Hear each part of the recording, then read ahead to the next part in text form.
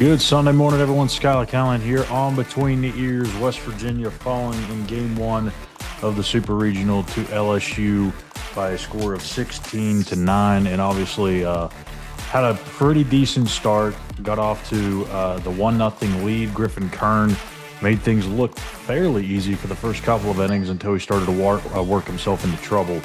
We're going to talk about that here today. Make sure you hit that subscribe button here on our YouTube page at West Virginia on SI. Give us a like as well. Game 2, it's a massive one, obviously, for WVU. They've either got to win or they're going to be packing their bags to head back to West Virginia, and that'll be the end of their season. So they've got to win 2 straight here in Baton Rouge to go to Omaha. And before I get into what they need to do in Game 2 and Game 3, I kind of want to go back onto what happened in Game 1, why I think the game fell apart like it did, and this ridiculous nonsense about Steve Sabins punting Game 1. So before we start talking about some of those decisions that he made in terms of pulling Griffin Kern when he did, the people that he replaced him with out of the bullpen, I got to start with Griffin Kern. In terms of his stuff, it just wasn't sharp. It wasn't the same Griffin Kern that we had seen a week ago in Clemson. It wasn't the same one that we had seen for the majority of the year. Although LSU really couldn't get anything going off of him in terms of hits. They went hitless for I don't know how many innings.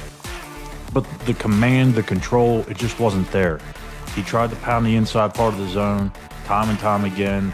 Ended up hitting, I think, a handful of batters, maybe 3 or 4 batters got hit by pitch. Only had 1 walk, but when you have 3 or 4 hit by pitches, you have another walk, you have 2 errors. You see what's starting to happen here? You're gifting LSU momentum. And that's the last thing that you can do with a really good, talented lineup. And speaking from experience here, by the way, you can't do that. You just can't. When you play somebody like LSU, you have to, I don't want to say you have to play perfect, but you have to make them earn their way onto the bags. You have to make them earn their way around the bags.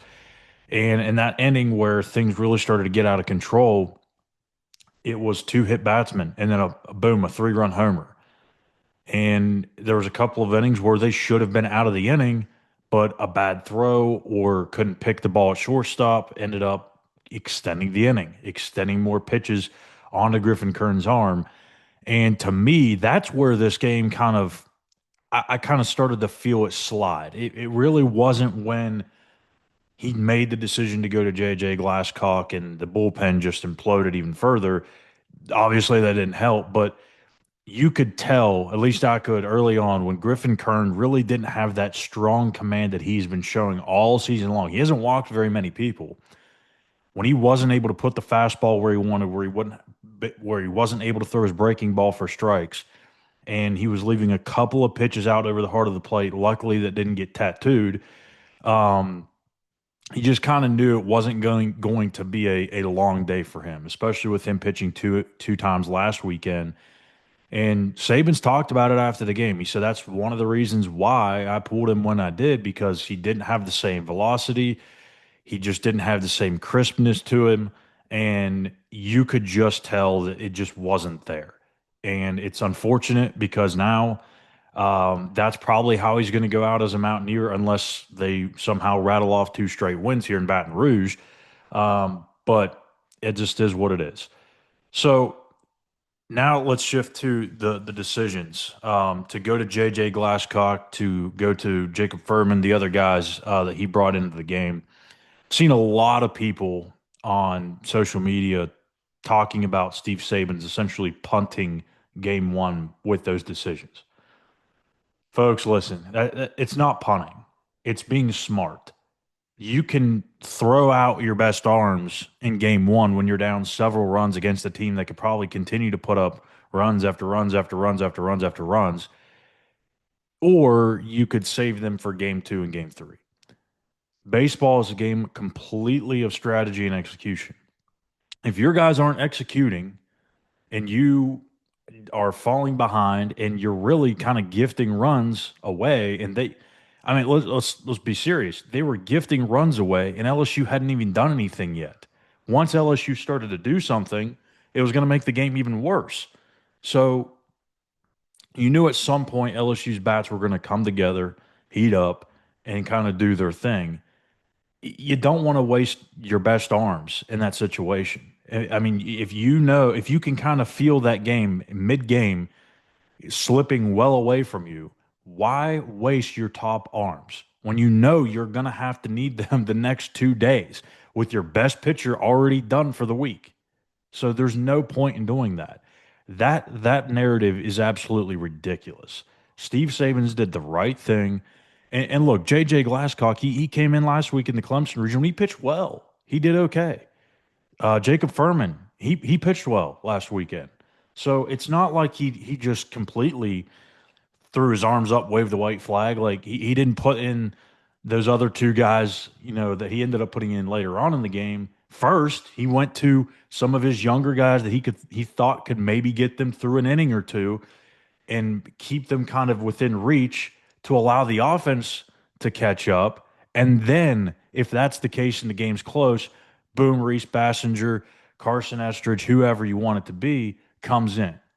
But when you feel the momentum just going in the other direction, you cannot do that and put your best arms in the game. You're asking for it. You're asking to get murdered in game two and have no chance to even get to a game three.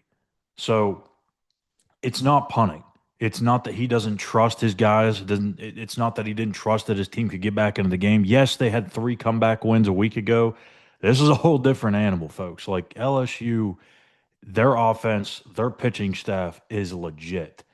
And the moment you get down that many runs in that environment, and when you factor in the heat as well, it's a lot to ask. Now, yes, they did kind of manufacture some runs to kind of chip back into it, but still, even at that point, it was still an uphill battle. So, what has to happen today in game two to force a game three? Well, it's got to be almost the polar opposite of what we just saw yesterday. And I don't mean to be Captain Obvious here, but you absolutely cannot just gift runs away, bases away, extended innings can't happen. You have to field the ball cleanly, throw the ball cleanly. And if you leave this game with 3 or 4 errors, I'm just telling you now, they're going to be on their way back to Morgantown. Can't happen. It's got to be a clean game in the field. They have to have better command from their starting pitching. And once you get to the bullpen, look, now you have a healthy and rested Estridge, a healthy and rested Bassinger. You have pretty much every legit arm that you've used throughout the season is ready to go. Chase Meyer and so on and so forth. So you have those guys ready to rock and roll. If your starter, which is Cartsonis, is probably if he gets into trouble early or if he just has a high pitch count at some point early on in the game, you can turn to your bullpen and have no issues about it. So it's got to start with the fielding the ball cleanly, keeping them off the bases in terms of they've got to hit their way on. You can't just give them walks. Offensively, I mean, I don't know how much you could change except for maybe just a better start, a faster start. Maybe get the wheels in motion when you get on the base paths. They didn't really run a whole lot early in the game yesterday. Probably didn't want to run themselves out of an inning. But I feel like if they can put the pressure on LSU early, it's gonna create some tenseness, some nerves. If I'm Steve Sabins, I'm going back to the lineup. If I had one decision that was maybe that I would criticize, it would be moving around the lineup as much as he did in game one. I know Armani Guzman had a phenomenal regional, hands down best player in that regional, not even close. But when something is working, you don't try and fix it. Okay. So when he was hitting in the 9 hole last week, he was on fire. And he did okay yesterday too in the leadoff spot. But I'm keeping that lineup exactly how I had it a week ago in Clemson. I'm having Schuyler King lead off. I'm having Guzman down there at the bottom. And you know what?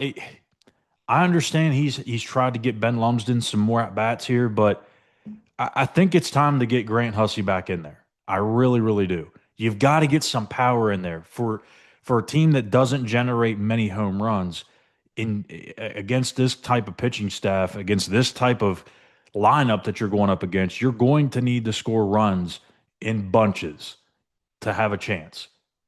If I'm being completely honest, it's going to take 10 plus runs to probably win a game against LSU. That's just the facts.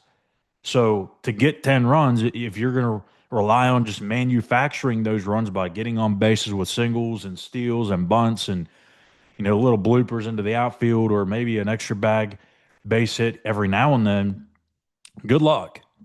You're gonna need, you don't want to rely on the long ball. But if you can get one or two homers, it's certainly going to help, especially when you have guys on base. So getting Grant Hussey back in lineup, in my opinion, in what is a do or die game, has to happen. I don't care what his average was at the end of the year, how much of a slump he was in. And no offense to Ben Lumsden, who had a great regional last week, he just hasn't hit this year. Overall, if you look at the 50,000 foot view of it, he just hasn't hit consistently. So I'm getting Grant Hussey back in there as a senior guy, the all-time leader in program history and home runs. I've got to get more power in that lineup. So that's kind of my keys to the game. It's kind of it is obvious in some ways, but it's all going to go back to what happens in the field. You can't have those extended innings. If that happens, you're toast. Absolutely toast. So we'll see what West Virginia does here tonight in game 2 against LSU, if they can force a game 3, and see if that gets LSU's pressure up a little bit. So that'll do it for us here today. I'm Schuyler Callihan here on Between Ears. Make sure you hit the like and subscribe button here on our page at West Virginia on SI. And by the way, I messed it up last week by saying that we're on every Sunday, Tuesday, Thursday. I was thinking the walkthrough game day show in my head. It's every Sunday, Tuesday, and Wednesday we'll be on from now until the end of football season. So we'll be back here tomorrow. So we'll see what happens tonight. We'll talk about it a little bit tomorrow, but we'll probably talk some more football on Monday. So until then, take care.